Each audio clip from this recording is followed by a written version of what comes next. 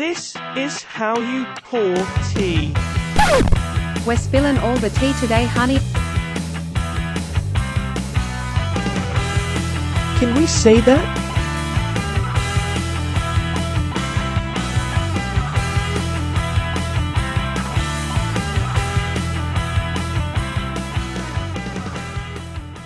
Well, we're back. We're back. Hey, you want some tea? Are you serving tea today? I am serving some tea, and I cannot. Ooh. Oh, it's so heavy. Is it heavy? Do you mind lifting your cup up? I will do that. Thank you so. Oh, that looks delicious. Is this your own special brew? Yes. I can taste the love and kindness in Can you think of anything better? it. It's delish. Thank you, Let my me dear. have- Yes, you're welcome. Now, speaking of tea, Ooh, what's happening now? We're gonna spill some tea. well, I'm gonna drink some. Okay. All right. I don't really have a lot of tea. I just have. I do want to. I don't have any gossip. I don't really know if I have gossip ever again. I don't know. Well, we don't repeat gossip, so listen the first time. We don't. Let's never go. Okay, but I do want to talk about how you should keep your lipstick off your teacup when you are drinking. Oh. And I is there didn't a do it. technique? There is, but I didn't do it today. did not know. But not much got on there. Right. You just have to. Well, you have to lick it. Before you Lick stick What is it. it? Saliva? What is the saliva I block don't the know. lipstick Maybe or it's some something? poison in my tongue. I don't know. I learned that from Real Housewives in Atlanta. Really? It was so funny. Life lessons. People you didn't expect it. Right? Who knew? But yeah, I wanted to talk to you about some things that's going on with me personally, like some opportunities I've accepted and running with it. That sounds amazing. What are you? Because I know you're having like lots of brand endorsements. Yeah, I'm doing, well, the big one is a wig company. Yeah, and the wig I got, this is a wig. That's not your hair? No, it's a wig. Do tell. But they're high quality wigs. So what is it that? What is it? Is it the count? Is it like kind of a The density, yeah. The density. I'm gonna set that right there for 1 second. The density, the density, the how it's made, the construction, because I've got wigs that are actually each hair has been sewn in to a cap, I bet that's expensive. and it's I think they're running about 170, 180. That's not bad. Which is not bad at all, but she has another luxury line that goes up to $500 and $600. But I do have a discount code for anybody that would like to shop on stylesbysoma.com, and it's use the code Tierra. It saves you a little 10% or 10 or 15, depending on the week. And we'll put a link down. Yeah, we'll put it in the link. It's Put the right link in down. the- It's right down there. I might do it. I like the idea of like being able to do long hair sometimes and stuff like that. And I'm trying to grow my hair out right now. I don't know how long that's gonna last. So I've seen like this Facebook ad for like a guy's wig, and I'm sure in person it looks totally. I'm thinking like, ooh. They got some. There's a guy on TikTok that's doing these things for guys that have lost their hair, but it's like a toupee that's glued. Yes. I wouldn't want to go I've with seen that. Well, see, I dated a guy that had one time, a long time ago, but I didn't know it until he told me. I was just like, if I'm going out of town somewhere, nobody knows me. It'd be interesting to move. It'd be interesting to go in someplace. Or if we're doing PI work, private investigation. Yeah, right. You know. Right. That's that other thing we're up to, right? That other thing. Can't talk about that one. So, and then I deal with Morphe Cosmetics. Oh, now how do you spell that? Morphe. Okay. The discount code's automatically when you, like if you go through a link, I've got a link, we'll put it right down here as well. Okay. And you just click on that, it automatically gives you your discount. It's 10%, but if you're going to buy from there anyway, why not just save the money? You know? Yeah, absolutely. I'm not begging you to buy it because it does something for me. Right. It pays some bills. Well, when are you going to start wearing makeup is what I want to know. I'm not going to wear makeup at all. I've decided that I'm just going to be plain Jane. Like Bianca Del Rio said, she goes, I'm just a clown in a wig. I love Bianca. I do too. I met Bianca years ago at Emerald City, I think it was. It's no longer there in Pensacola Beach. Emerald City. And she was playing there, and I swear, and this was probably 15 years ago. She looked exactly the same. Exactly. She hadn't aged a bit. Yeah, I mean, just the same quality of, because Her that's everything's just put together. that's just wow. Bianca, a little back history on Bianca that I've learned is that she used to work for the opera. Really? She did hair. Oh. And she's a seamstress, she sews, she's a creator, she's everything I think she does is good. Right. Even the harsh talk is so funny to me. Because you gotta learn how to take a joke. You have to learn how to give it, right? To where, where it's funny. Yeah. Everybody can't have that timing. Yeah. Right? Oh, It is. yeah. Oh man, and that is a hot button issue right now in this Is moment. Yeah, the Dave Chappelle. Oh, we can talk about that. Okay, yeah, let's. I Because I haven't have- watched it. Have y'all watched it? I watched it. Just that clip. Another. What clip did you see without getting too much? I don't really know. I know it's about where he said that somebody showed a picture of their daughter to him. Okay, that one. Yeah, and she said that was her son. She was transgender or whatever. Mm-hmm. And he was like, oh, transgender. And transgender people, queer people have been coming after Dave Chappelle since day one. Really? Mm-hmm. Just because it's not like this is his first show that what people got offended by was said. Personally, I'm trans and it didn't bother me at all. As a matter of fact, I kind of laughed at it. Because it's just not that deep. And what's To me. interesting, the context behind, I'm guessing, the clip there was that he was at a bar and this woman had been like staring at him for a long time. So he was trying to figure out what it was and what it was that this woman was like trying to, or she was following him. She was following him around the mall, and then she's like, "Oh, I watch your stuff" or whatever. And but it's like I watched it because I wasn't going to. I have had a lot of people who've watched the clips and it's been very hurtful to them, and I'm not an authority to speak on how it impacts trans people. I think I have I could talk about this for a minute if that's okay. I think Dave Chappelle did something very interesting. I think if you look back at like Queer Eye for the Straight Guy, when that came out and that started opening up a lot, if you were to watch that show now, you would be like, oh my God, this is so problematic. Like, it is problematic. They are harping on stereotypes. They are dismissing, people's experience and pain. Like, there's all this stuff that goes on. I don't think in there it's saying, Dave Chappelle is saying that he's addressing the LGBT community. And I don't think that's what he ended up doing at all. I think that was his mission to... He's like, this is speaking to the LGBT community. And I don't think that's what happened at all. I think he was speaking specifically to transphobic people. Because he spoke in a way that was kind of like, for lack of better words, dumbed down to the languages of people who are not willing to kind of think outside of the box. And he would lure in people with some of the things that he would say, but then he would make points about not bothering trans women about being able to go to the bathroom that they should be able to go in. Like, he has a joke about that, and the joke is problematic, but at the same time it's saying like, leave these people alone. And then when he told the story of the woman who lost her life to suicide, the one that was defending him, that whole section right there that clip would be interesting to watch from the beginning part until the end, because there's a power in that woman's story. I think, and it was not easy to watch some of it. He uses the word dyke like a few times in such like a derogatory kind of connotation that like it hit me, because the experiences that I've had in my life.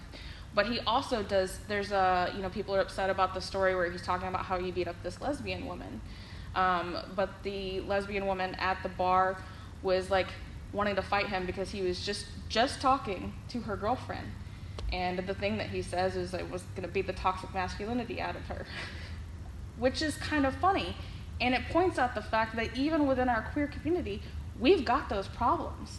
Like, I've run into women who have some very severe toxic masculinity kind of ideas. I think one of the biggest things that I kind of gathered from it, and that I felt for a long time, and I wasn't able to put into words until after I'd watched this and I'd sat and I'd thought about it, is that all of our infighting among each other, it all comes from our oppressors. All of it comes from oppressors. The way that gay men treated trans women in the 80s came from the misogyny that they were experiencing and the homophobia that they were experiencing. It doesn't excuse any of it, but that's where it's coming from. Where a lot of people are saying lesbians are very biphobic right now, and because in the past there was this, the experience was so different, but it was all handed down from misogyny and homophobia, and if we could learn to just let go of what's not ours and support each other, because we are family. And that's one thing Dave Chappelle said in his thing, like, he didn't understand how one of the trans women was like, stop punching down on my people, and he's like, they're not, like, that's not, you can't really say that's your people. And I'm like, oh, he doesn't understand that. He doesn't understand that being queer, it's not like your whole family is being discriminated against. It's just you. And then you're experiencing that, and then you go home to people who don't understand you. And it's so isolating. So when you go, like, me and my wife, we recently went to the drag show at Maggie Myers. And there's this energy that happens in a room when it's people from the LGBT community. For me, it is like I don't have to explain, because as much as we are kind of like an open people, like, we really don't talk about the painful stuff. We don't talk about the experiences. They're just, some of them are too painful, and to just be able to sit with people who get it and understand, there is a connection that happens. There can be a gay person that I don't like, or I find obnoxious or whatever, but if I walk out and somebody has slapped them in the face and is calling them some sort of slur, man, I will risk my life to protect that person. Because it's family. That's why you say, like, oh, hey, are they family? It's like, that's how we ask of other people are gay, or, hey, I'm bringing so-and-so over. Don't worry, they're family, because it is a connectiveness, and we do get stuck up so much in the political side of it that we're not connected. But I think Dave Chappelle's special was I don't know if he was actually trying to talk to LGBT community, but his understanding and some of the words that he used that let me know that he's researched it enough to know what he's saying kind of makes me think that he wasn't speaking to us at all. He was trying to pull in the other people who might think like him and then make them think. I mean, at the end of the day, at least it starts a conversation. Like, I don't know, I'm not going to weigh in. I didn't ever watch it, you know what I mean? And I'm not transgender, so it's hard for me to relate, but at least it starts the conversation. Right. And, one transgender may find it very offensive, whereas I don't. It's the comfortability you have, like, because, like, you can call me fag, or you can call me anything. I don't care. I don't put any weight behind those words, but there are some people that would. Yeah, I do not like the dyke title. That one, just like it, and I had to, even while the younger kids are using the term queer, that took me a good year to be able to, because I'm like, these babies didn't see this word on TV. Like, they didn't see this word on TV. And it was just like, we were the butt of the joke for the longest time. Lesbians still kind of are being able to be used as the butt of the joke a lot. But like, it is interesting because we're not a monolith. We're all going to have different ideas and stuff. And while I have my opinions about that special, they're my opinions, and I am not coming from a place of a trans identity, so I cannot speak on how much that might hurt somebody. And if somebody is hurt by it, I can understand that, because those are your feelings, and your experiences are going to be there's only a certain amount that we can understand from each other, even from listening. We just have to trust. And that's kind of one of the things that he was saying in there, was the trans woman, without giving, for people who might not watch it, he was talking to her from the stage at one point, and he at one point says, I've asked you all these questions, and I'll be honest, I don't understand it. And she's like, I don't need you to understand. Ooh. I need you to believe that I'm a human having a human experience. And I was like, that right there, if cis-het people can take one thing from that show, it's you just need to believe we're having a human experience. Right. Whatever you think about, like about transgender people, or even these people who are Blue Lives Matter, like, stop whatever you've got in your head, your preconceived ideas, and understand that these people are having a human experience, and you should have compassion for that. You should believe it, and you should love them through it. Yeah, because abuse is in the eye of the abused. Right. You know what I mean? Exactly. It's not in somebody else's. You don't get to value or judge that. You know what I mean? I love that. Wow. I mean, I don't love that, but I love that we've. I'm glad you shared that with Yeah. what she said, because that was just, she was so comfortable in her life and where she was at that moment. I don't need you. I don't need you to understand. You guys. That could be a whole. Yeah. That should be a meme. But it's a thing, because like for gay people, we had to. It was like to get marriage equality, we had to explain that we were valid. We had to be like, but what about my family? But you need to understand this, you need to understand that. And then when it comes down to it, I don't give a crap about what your Bible says. I don't care. I would like for us to get into that in the next section. Okay, sorry. But like it doesn't matter what you think about it. Your thoughts shouldn't trump my access to my spouse who could be dying in a hospital. Absolutely. Like, your feelings about it are kind of irrelevant. Isn't it like a belief, like just a repeating of a thought? Yeah, I mean, a belief is just a thought you keep having. Yeah, and it Absolutely. becomes your reality. Yeah, you exactly. actually believe that. Right. You frame. Yep. Yeah. Absolutely. So we did a survey for our audience, and we got a response. Now we would love to have lots more responses, but I just wanted to. Is it okay if I go ahead and go through the? Yeah, most definitely. Because this is the Tea Time with I Tierra want show. you to do it. Ooh, she wants me to do it. She says, "Do it." I'll get you a whip. No. So the first one is, what questions would you have for Tierra? And the response was, with the new drag generation, what are the three main differences you see from when you first started drag? Ooh. Three main differences I see from when I started doing drag. Mm-hmm. A lot. But I would say that number one would be body.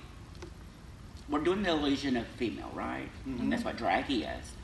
Well, is the it? way- I mean, I don't know, because there's also Yeah. Well, drag my queen and- perspective. Okay, My gotcha. perspective is from the queen perspective of it. Okay. There's things you need to do before you even go on stage. Prior, and the new generation is challenging the resistance to us. Oh, You know, because we want it to be the way it was. I gotcha. We're instilling that in your brain that you need pads, you need nails, you need lashes, you need the right foundation, you need the right clothes, the right face, all that. And then for people just to walk out there and just a shirt hanging off their body, I'm resisting that change. Oh, gotcha. And I'm well aware of that, and I'm just trying to. But that would be. That's so interesting. So it's almost like within the confines of the drag community, people are challenging even the gendered expectations of That's my their perspective of it, yeah. performing. That's really interesting. Because people that are the millennials and the even younger they're talented. I'm not discrediting any of their talent, but I'm just all about the glamour side of things. Mm-hmm. But that's just how I feel. Yeah, my three things: you must have pads on, you must have lashes, and you must have nails. All right, so sorry, we kind of blipped there. You saw us kind of jump time. We jumped time. We're like that. Second one, are there any questions you have for Pete or any guest in general? And so this could be all of us. Where do you get your inspiration from, and who locally has inspired you the most to be the drag star you are today? So I don't know if that really counts me, because I don't know if I'm a drag star. Who's been your biggest inspiration? Yeah, it's my biggest inspiration. So for me, my biggest inspiration, as two people, would be Francesca Richards and Amanda Black. Those were my two. For different reasons. Francesca was my vanity. I would stop and get ready with her, watch her, do those things, and that's where all the, you gotta have those lashes on. They wouldn't let me go to a bar without nails on, even if I wasn't performing, you know? But and then Amanda Black is the one who helped me decide to transition sooner. Oh, wow. Yeah, because when I seen her, I was like, it resonated with me that that's what I like. Not from a sexual point of view, but from an inspiration. And that's who, and I still talk to both of them. I love that. What about you? That's so, and kind of piggybacking on that, and interested to see, and ask you, because I know, like, as a woman, there are pivotal women in my life that have, like, kind of gone in and out that are older. There is, like, they're almost like, oh man, I wish I was able to describe it better. But, like, every woman that I've spoken to has had these women in their life that just have this energy that, like, you're around and you long to kind of have that energy, whether they are, you know, just real relaxed, or, you know, they don't take any crap off of somebody. Like, it's like you kind of get to be in their presence and have this experience of being like, oh, like, that's kind of what I want to be like. You know, I have one of the more pivotal people in my life that I knew I met her twice. Her name was Lisa Michaels. She was a stand-up comedian in Memphis, Tennessee. She was a trans woman, a retired postal worker, and What's her name? Lisa Michaels. I feel And like I know that name or that story. she passed away in November of last year. But when I would sit with her and, like, have these conversations with her, she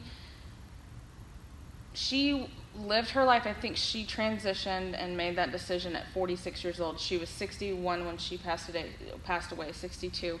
And this woman, she did stand-up comedy. She was in music. Like, she just wholeheartedly, almost it seemed without fear, was herself, and in such a strong way that, I mean, I immediately felt this, like, oh, hey, I need to be in your presence. I need to feel what this feels like.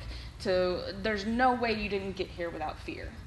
There's just no way that she got there without fear, or without disappointment, and without, you know, all of that. But it touched me in such a way that I just thought, what am I doing with my life if I'm not doing everything I can to express myself?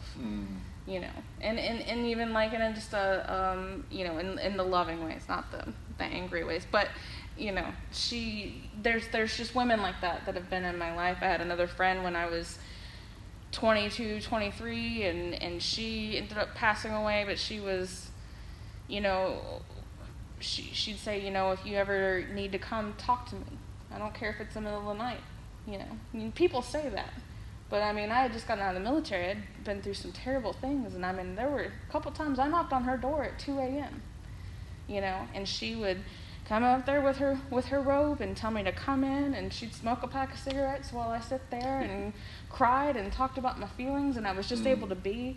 And it's just like, I feel like all these women that I've seen in my life, I've just been taking these little things where I'm like, that's what I want. That's the kind of person I want to be, that home for people when they need it, you know. Yeah. I don't know, like, have you had that same experience? Is that kind of what, have you had that experience with women as well? I don't know. I don't think so. No? Have you had... I don't relate. Mm-hmm. I don't know if that means, is that surprising? No. Maybe you are that woman, though. I am that woman. Oh. See? And that's like my goal is to kind of be that woman, but I had to kind of look for it. And I guess from a lot of people had to build that for themselves, so you get to be that woman, and that's the goal. Yeah, and anybody that comes to you wants, a hug or some love or whatever, and you're like, they want to be heard. Because we've been screaming for years, and nobody's listened.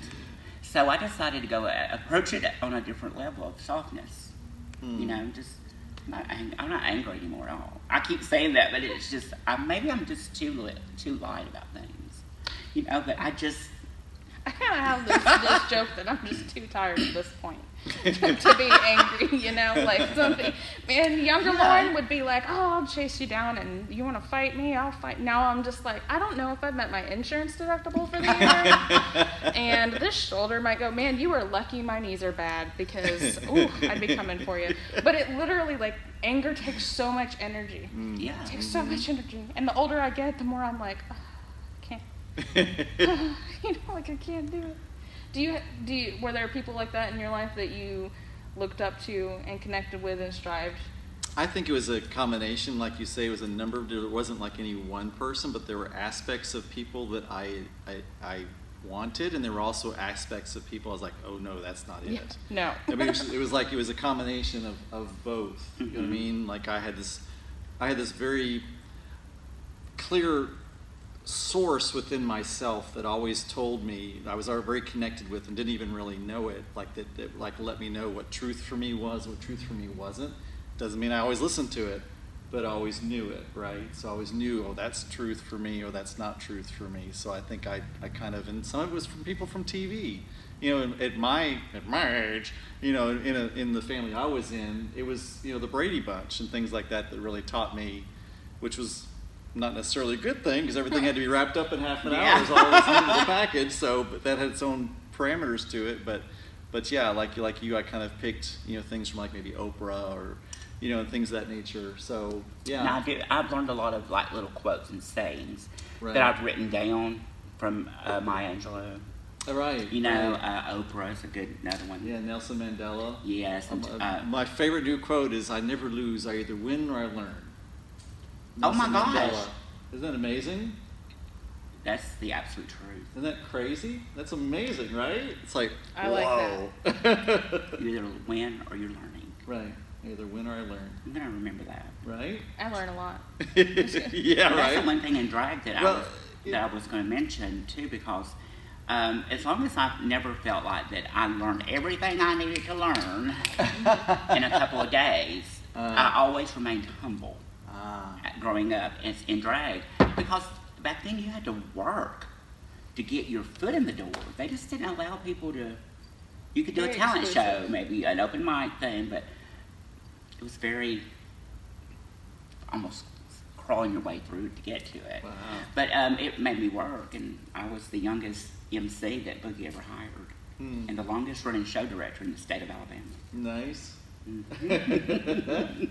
So now I'm just sitting back watching people do their thing. I do a few shows. I got one coming up for Halloween. I know, I saw that. Yeah. That's the hair on my lip. There it is. But yeah. Let's see here. What are your biggest concerns, problems, situations that you're facing today?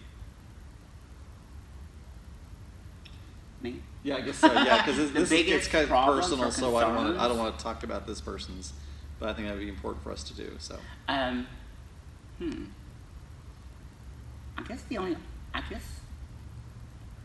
my finances are even better. Nice. I want to just talk about that. Let's talk about things because for me, when you don't force it, if you're okay without it, you're definitely gonna be great with it. Mm-hmm. But you got to be okay without it. Right. Yeah. I was saying that on the to. podcast today. It's about having the expectation, but not being attached to it. Right. Right. Yeah, because you just let it go, and the universe will rise up. Yeah. Yeah. It's like you become that person, so that it naturally becomes yours. That's why like 85% of lottery winners lose all their money within 3 years and usually become worse off financially because they don't ever become Right. that person. Yeah. And so they have this ego of, I have financial problem, that's who I am, and therefore they create the financial problem. You know what I mean? There's also poverty trauma, which is That's which is true. its I own love that. thing. Like something me and my wife have talked about. They hopefully they'll be okay with me talking about it, but they grew up at certain points in their childhood with a lot of food insecurity. So we have this problem sometimes that'll happen. Well, they'll want to go out to eat. We have a fridge full of food, but they're in their mind thinking, I have a younger sibling. Like at the core, that might need that food. Like if they don't want to grab it, you know. And I have had that same thing in times when I went through my divorce where I wasn't eating because I was trying to make sure that food was there for my son. So there's all these, and it seeps into your finances in all sorts of ways, like buying in bulk for things that you're not ever going to use all of. You know, you're like making like, oh, we don't have to. Or spending before it goes away, and not necessarily Right. spending on anything that makes any sense. Like I might need to, like, oh, if I don't, I'm going to need this possibly in 6 months. And I'm not going to have the money. I might not have the money for it in 6 months. I need to get that right now, you know, because there's a panic in that there was like almost this thing anytime for me and my family in my last marriage, anytime we'd hit that $1,500 in our savings account, something would happen. It was cosmic, you know. So it's really hard to learn and to kind of be at peace, like you said, to be like, this is what I'm wanting to do. If it doesn't happen, I need to process those feelings right now of it not happening for me and to be able to let it go if it doesn't. Okay, well, let's talk to us about your career, where you're going, what's happening for Ash out there in the I have like world. the my biggest obstacle, I'm not good at promoting myself. I get very uncomfortable with it. I think because my self-esteem for many years was not great, that sometimes I have to kind of get up on stage and, like, you know, do really well to remember, okay, I'm worth being on this stage. That's how you see with drag. Yeah, like it's this terrifying feeling.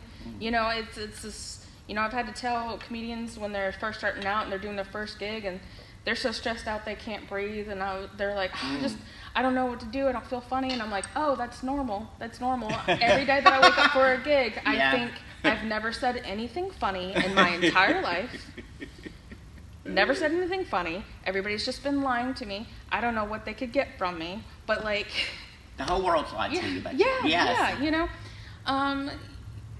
But I've had to learn, like, and pay attention that in comedy, it's about promoting yourself. It's about confidence. It's about being, you know, smart. It's about not getting pulled into, you know, interpersonal drama in the scene. You know, I had talked to a younger comedian about this recently, where I'm just like, the most important advice I can give you is this is not a team sport. Oh. This is not a team sport. And I mean that in a positive way. Yeah. This is not a team sport. When I see another comedian, I want to lift them up. You know, and if they end up lifted higher than me, that's cool, because I'm still gonna try my best to be better. You know, like I'm competing against myself all the time. But I want to. There's a few things I would like to get out more and to kind of travel more, which is hard to do when you have a kid. I have an idea for a television show that I would like to do. And I am, yeah, you could totally do a cameo. Like, they would, but I really like the idea that I have for it. I kind of want it to be like a small town kind of feel, and queer people living and surviving in a small town. And then I want there to be comedy to it. I want there to be some seriousness to it. And I want it to kind of bring everybody back, because, social media and regular media and everything has split us so far apart that we're not recognizing any humanity in each other. And it's hard. It's very hard as a LGBT person to have compassion for people and try to think in that mindset of being like, I'm trying to understand you, when they have consistently 100% attacked us at every single turn. Like, it is it's a hard thing. Like, how much do we fight to stand our ground, and how much do we try to connect and listen? But that's kind of would be one of the underlying goals for the show, and to just kind of open people's eyes in a way. And humor is wonderful for that. It is. I do jokes. I do jokes about racism that don't sound like they're jokes about racism. I do jokes about sexual assault that don't sound like jokes about sexual assault, but they are small. They come from a sideways direction that you're not really expecting, and then the point is to make you kind of think about what I'm saying. Your humor is very cerebral. You know what I mean? I think I saw you like kind of from the very incubation period, and I've just been so proud of your. It's like this from the outside, it looked like this very easy progression of just like pure inner talent, and it's not like you're making people just out there just like you're like so connecting with people, and you're just bringing people along on this journey of laughter and openness, and you feel changed afterwards. You know what I mean? When I first started doing comedy, I remember saying to somebody that, like, I really like being on stage and telling jokes because I feel like I get to be this other person that is confident and secure in themselves and loves themselves. And they looked at me and they said, "You're more yourself when you're on stage than when you're off stage." And man, that hit me in a totally I didn't see that coming. And I realized as I was on stage more, I was more confident in real life. I interact with people. I was more likely to speak my mind. All these beautiful, powerful things happened. And comedy, I think I've always wanted to do comedy since I was young. I just didn't feel confident about it until I watched a bunch of white men at stand-up at open mics, and then I was like, I could do this. That's what I always tell people, and I'm like, you just go watch, like, not to harp on it, but the cis-het white guys, just go watch them do comedy, and then understand that, like, they might get opportunities you don't, but if you get an opportunity, it's because you earned it. Like, there's and we've got some great comedians, but it is the more I grow as a person, it's almost like comedy has forced my growth in a way, because I know that I'm not going to get there. I'm not going to get there until I find and push for that thing inside of me that's going to tell myself I'm worthy enough to go for it. I think you may have made that decision when you first stepped on stage. I gotta believe it. Yeah. Like, I gotta get there and really believe that I'm capable of it. You had to think that just to be able to get up. I was terrified. I had the microphone. It was like almost in my mouth. The stand was like almost like in between my labia. Like I was like the first. I'll just you two. I will send you guys the link of me doing comedy for the second time. I'll send you one of me, and it's night and day.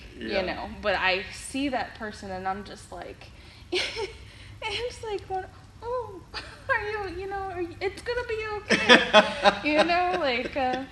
And now I'm just like, I am unruly, and I get on the stage and say things, and sometimes I'm like, oop, shouldn't have said that, and then people are like, no, it was funny, and I'm like, well, you're a bad person for thinking that was funny, but it has opened up my world, like, I was in the military, I've done other things like that, and it's funny because, like, this is the thing my mom and dad are probably most proud of me for. But then I think, because my mom's gone to a couple of my gigs, I think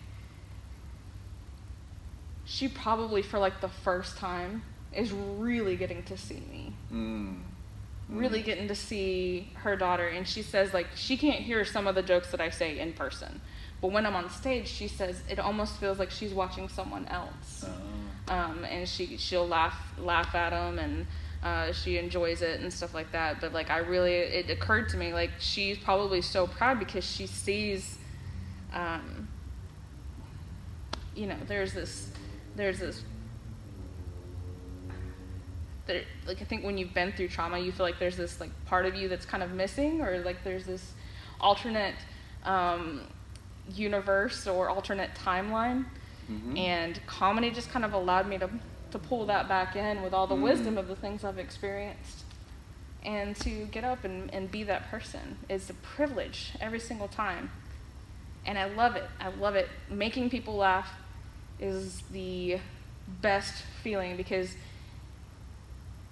especially like when you can tell people don't want to laugh and then you get them to where they're laughing, like, you create this 0.5 seconds in their body and in their soul where everything's okay for them for just that half second. They're not in pain, they're not thinking about the problems in their life. Like, it is like magic.